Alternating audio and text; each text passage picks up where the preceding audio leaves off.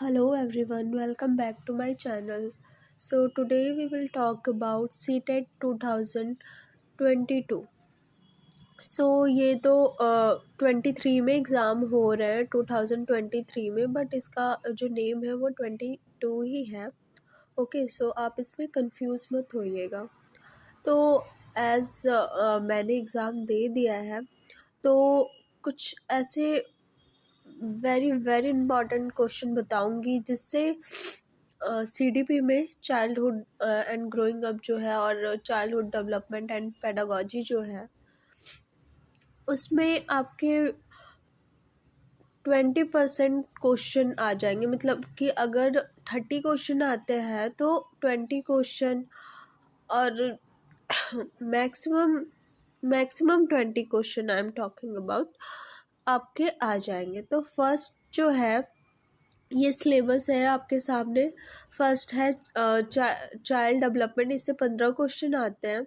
Okay, तो child development में जो प्याजे की थ्योरी है, मोस्ट इम्पॉर्टेंट थ्योरी है.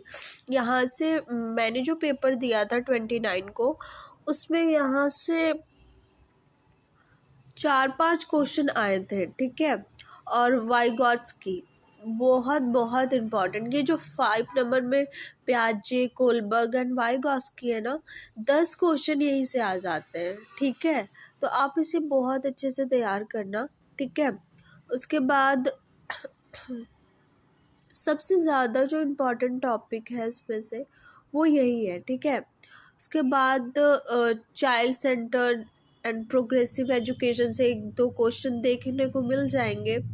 एंड ये तीनों टॉपिक जो है ये बहुत इम्पॉर्टेंट है. ठीक है, फिर मल्टी डायमेंशनल इंटेलिजेंस से इससे भी क्वेश्चन आ जाएगा. वो हॉवर्ड गार्डनर की जो थ्योरी है उससे भी 2-3 क्वेश्चन देखने को मिल ही जाएंगे. तो ये भी इम्पॉर्टेंट है इसमें से. क्योंकि अभी टाइम कम है, तो कौन कौन से ऐसे टॉपिक हैं जो आप कर लोगे तो आपके चांसेस हैं कि आप क्वालिफाई कर लो. तो वो मेन टॉपिक्स मैं बता रही हूँ. तो इसमें पूरे में 5th नंबर में जो प्याजे, कोलबर्ग एंड वाइगॉट्स की है इज मोस्ट इम्पॉर्टेंट. एंड 8 में मल्टी डायमेंशनल थ्योरी जो गार्डनर की है इंटेलिजेंस की, वो पढ़ लेना. ओके, नेक्स्ट ये सिलेबस में ही है. बाकी आप पढ़ लेना, मैंने इम्पोर्टेंट बता दिया है. ठीक है, उसके बाद कंटिन्यूअस एंड कॉम्प्रिहेंसिव इवेल्युएशन जो है इससे भी आ रहा है. एक क्वेश्चन मिल जाएगा आपको, तो ये भी थोड़ा देख लेना, अच्छे से पढ़ लेना. ठीक है, फिर उसके बाद बी में है कंसेप्ट ऑफ इंक्लूसिव एजुकेशन. तो इंक्लूसिव एजुकेशन मैंने बोला ये बहुत इम्पॉर्टेंट है.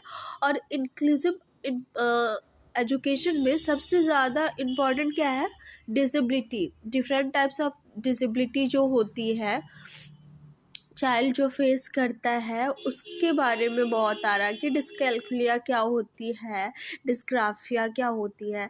तो ये सारे अच्छे से पढ़ लेना. इससे भी तीन मैक्सिमम 3-4 क्वेश्चन आपको मिल ही जाएंगे. ठीक है, देन है learning and pedagogy. Learning and pedagogy से भी 1-2 क्वेश्चन आ जा रहे हैं.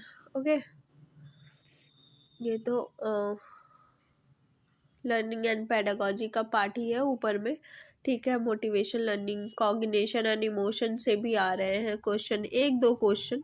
ठीक है, factor contributing to learning and personal environment, ये से भी एक एक क्वेश्चन ये सबसे समझ जाओ, थोड़े बहुत देख लेना. ठीक है, टाइम होगा तो.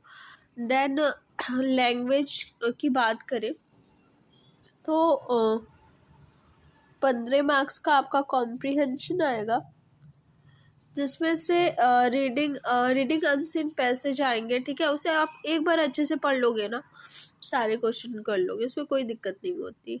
ओके, देन अगर आपका फर्स्ट लैंग्वेज इंग्लिश है तो आपको एक पोएम भी मिलेगा. और अगर आपका फर्स्ट लैंग्वेज आपने हिंदी चूज़ करा है तो आपको 2 प्रोज मिल जाएंगे. ठीक है, तो ये इजी हो जाएगा काफ़ी.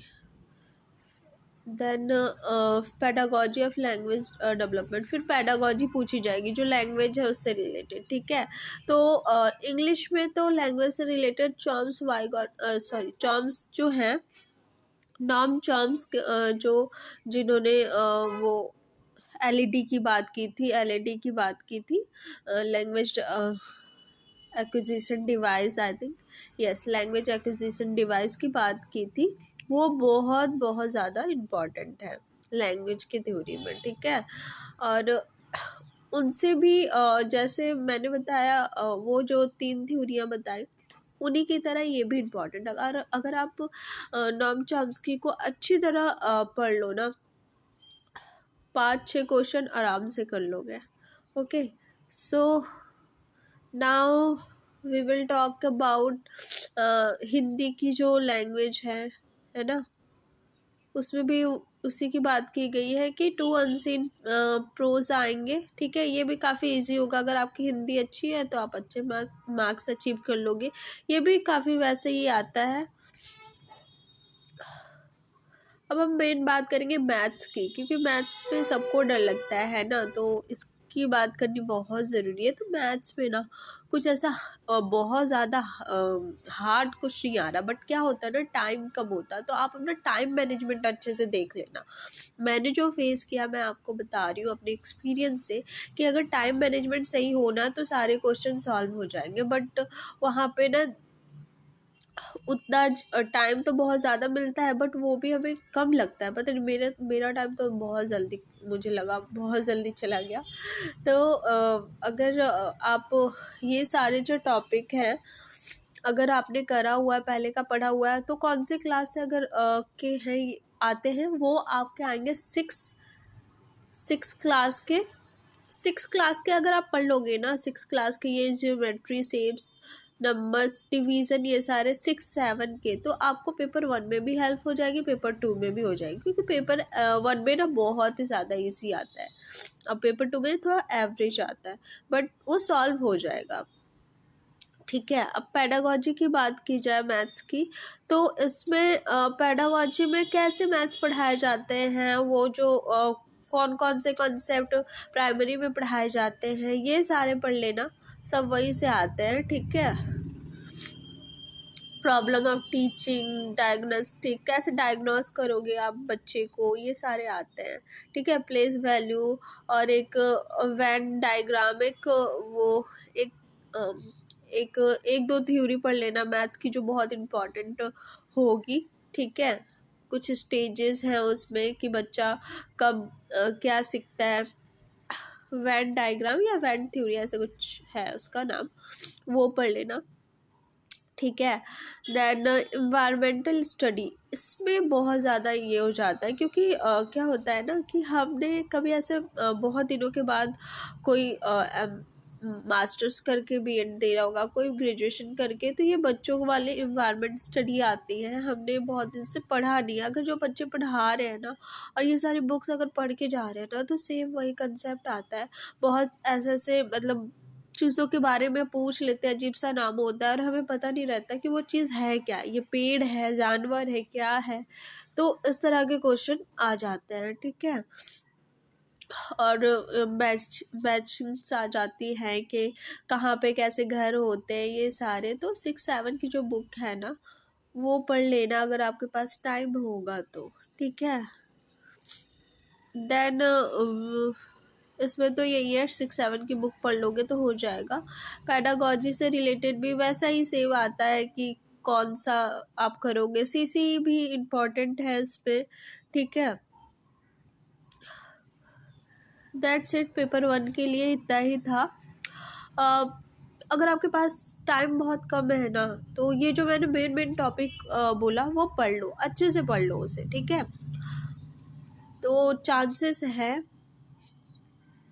क्योंकि बहुत पेडागॉजी के जितने भी है ना, उस सिमिलर टाइप्स के ही क्वेश्चन पूछे जाते हैं, और ज़्यादातर क्वेश्चन अगर अच्छे से पढ़ोगे ना तो हो जाएगा। Okay, so don't worry, and thank you video को पूरा देखने के लिए। Please like, subscribe and share my channel if this video is helpful for you. Thank you so much, bye bye.